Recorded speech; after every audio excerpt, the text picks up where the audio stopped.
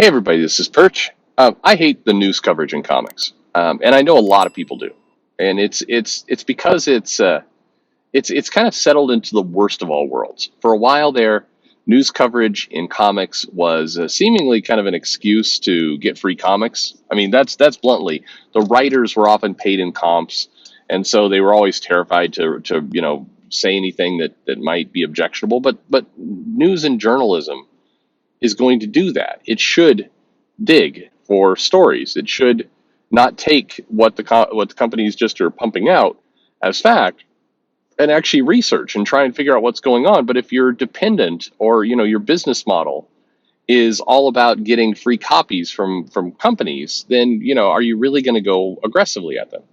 And then the other thing that kind of settled in is comic news sites, moved into wanting to get along with the general comic community. But it wasn't the whole comic community. It was the noisy, obnoxious comic community. It was the loudest, most aggravating people on Twitter.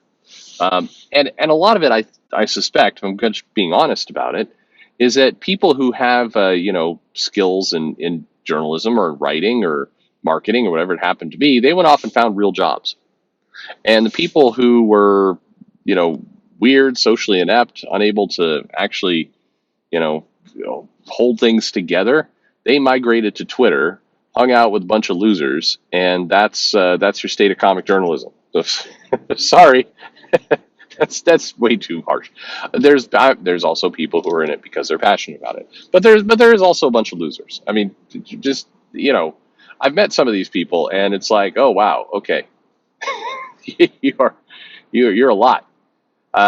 It's this kind of bottom feeding kind of industry, and clickbait, the drop of ad revenue. It's just a race to get a bunch of stuff. I mean, look, if you've ever met or seen Rich Johnston, yeah, that just says it all. I mean, I'm just like in person. I know there's a lot of jokes that get made online, but if you actually met this guy, like, you know, yeah, there's a reason he's at Bleeding Cool, and that's his career. So I'm just saying, just saying, you know, he's no Rob Bricken making his way from Topless Robot over to IO9. Yeah. What happened to Rob Bricken, by the way? I liked Topless Robot for a long time. He used to do his Fanfic Friday. It was hilarious, and he'd be funny.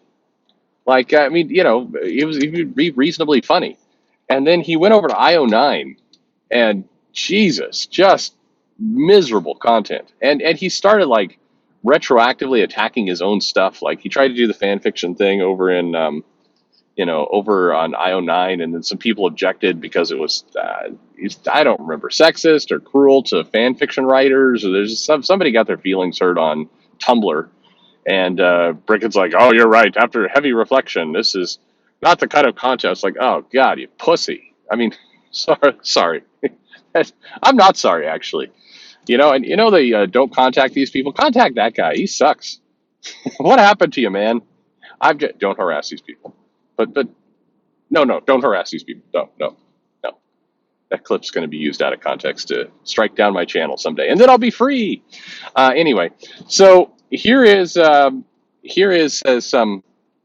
viewer mail, right? Because the state of the news on this channel also sucks, and I'm just at this point, according to Mumbles, I'm just relying on viewer mail to get me through the day. But the problem is, you guys keep sending more viewer mail, and I feel obligated to answer it. So it's kind of stuck. Am I supposed to? It's supposed to be fans first, right? I'm so confused right now. I haven't had my coffee. Hey, Perch. Although Fox is by no means the most respected news outlet, I love that the mail starts out that way. It holds the largest share of the cable news market because it occupies an uncontested niche in the market, right-leaning news and commentary. Aren't there others now? Like, what was it? I'm in Texas now, so I'm seeing ads for things I didn't see up in Seattle. And there's like, what was there's other OANN or OWN. I think that's a weird, if you're a news agency and you're calling yourself OWN, feels like you messed up somewhere. Anyway, Yeah, you're right. But Fox is dominant in cable news, and there's a bunch of reasons for that. But let's see what the rest of your mail says first. I remember a few years back, allegations that Dynamite, for example, was a pro Comicsgate publisher. The thing is, going in that direction subtly, not as hard as Fox, might have strengthened Dynamite's position in the market if they said, F it, we are going to give work to right leaning creators. And even people who aren't CG but seen as CG adjacent. Um, Christopher Priest, who did good things for Dynamite on Vampirilla, and who I don't think would jump ship just because those names got work. I don't think most people would, by the way, but yeah, a lot of I think that there's a lot of people who like to threaten. I'm going to leave if you give those people work, and I don't think they will. I think they leave the smaller guys where they're not making much money anyway, and they have other work. But like if suddenly Marvel hired, I don't know who's everybody's pissed at Bill Willingham, right? And they were like, if Bill Willingham does work, I'm going to leave. There was a bunch of people making that threat when they first announced that Batman Bigsby. And it became really, really clear that DC was not going to cancel that comic, and they were going to go ahead and print Fables, most likely because they looked at the trade sales of Fables and they knew that they would make money off of it. So, they printed it. But there were a handful of people like, we'll never work at DC if you give that people work. And, what do you know? They're working at DC. Of course they're working at DC. DC pays. Same thing would happen at Marvel. All these people are like, you're going to give Chuck Dixon work at Marvel? Then I refuse to work for a company that, dude, you work for Ike. You work for somebody who literally worked in the Trump administration, not just maybe voted for him, but literally worked in that administration. You people at IDW, you're the people giving you money, the people who are funding IDW right now, who are managing that cash, are managing the cash for Trump's media network. You're tied. So, yeah, I mean, come on. If you're gonna leave, leave. I mean, yeah, or just stop making these stupid threats you have no intention of carrying out. Anyway, nobody's actually going to leave. It's nonsense. Do you think such a move be wise? So back to the mail. Do you think such a move be wise and welcome by an untapped market, namely the people who support all those Indiegogo campaigns? Dynamite especially has some decent licenses too. I'm just using Dynamite as an example. So, yes, I think it would be depending on how they did it. I think it would be a smart move.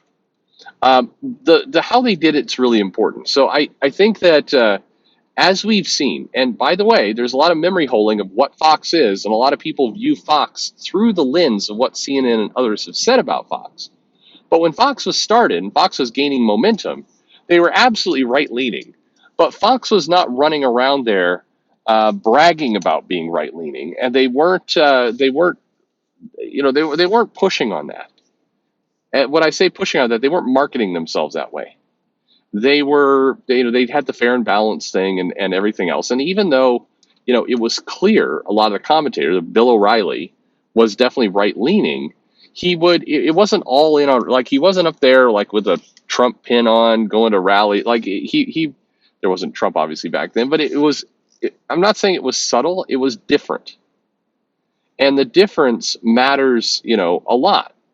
Because if you market yourself all in on that brand being, hey, we're right leaning, which you see from this OAN and some of these others, they're definitely marketing themselves as right wing. And oftentimes in that marketing, it's like, you're tired of left wing liberal crap, so watch us. And that kind of marketing tends to not work well over time. You will get some people who will move over. But most people, generally are like, we're hoping you will be entertaining. You'll have some content on there that we want to listen to, and that you are, you've got news because you are a news station. That's how they look at it. They do not look at it from a standpoint of, I'm going to stick it to CNN by watching Fox.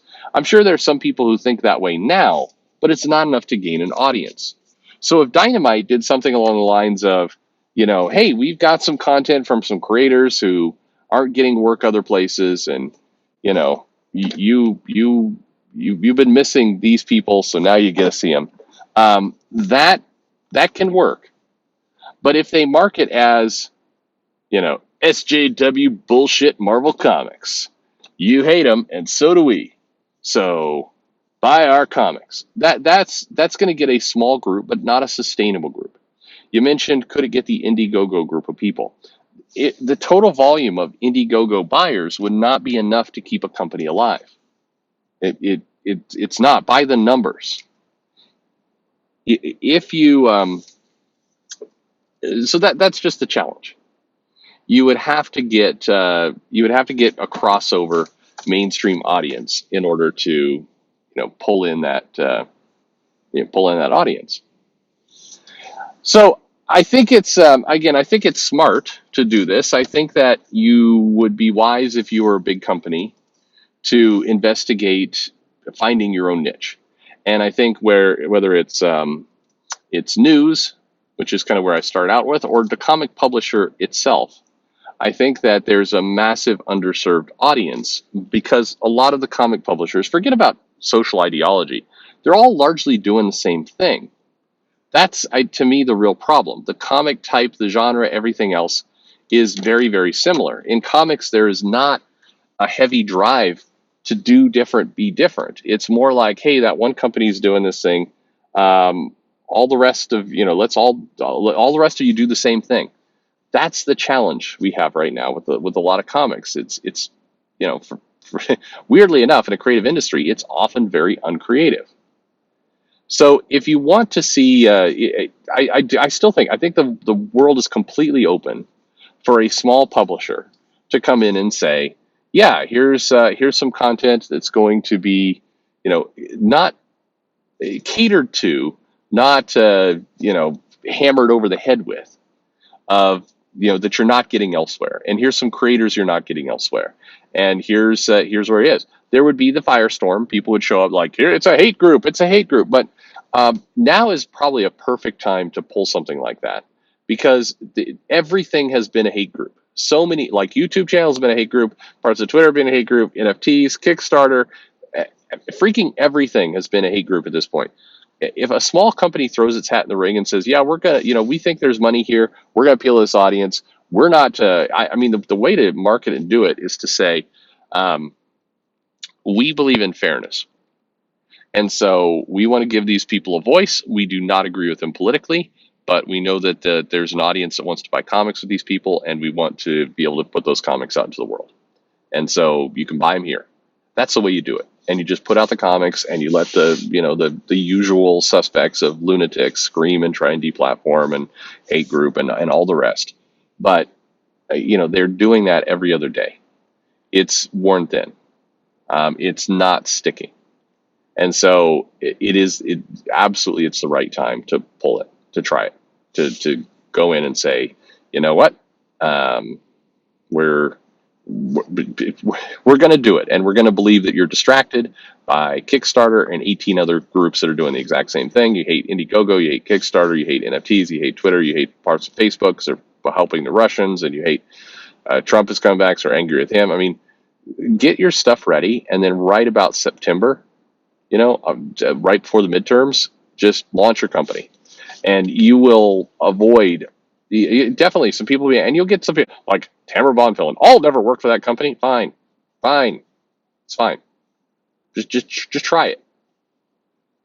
But again, I think you do have to be honest about your intentions. If your intentions are to own the libs, and that's the whole point of your company, you can say that, but that's not the company I'm talking about. I'm talking about literally a company that's going to put out comics and say, let the chips fall where they may. Here's some creators aren't getting work elsewhere. We've got them here. We're going to kind of lean in on this. The other challenge is when companies have tried this and they said, we're appealing to conservative. They don't appeal to conservatives a little. They go in sickeningly too much on it. There's like a prayer at the beginning of every comment. Like, there's just too much. There's just go for entertainment. Don't hit anybody over the head with ideology. Pick up some of these people that you want to get work and just try it. That's what I would suggest. Anyway, there you have it. Thanks for listening.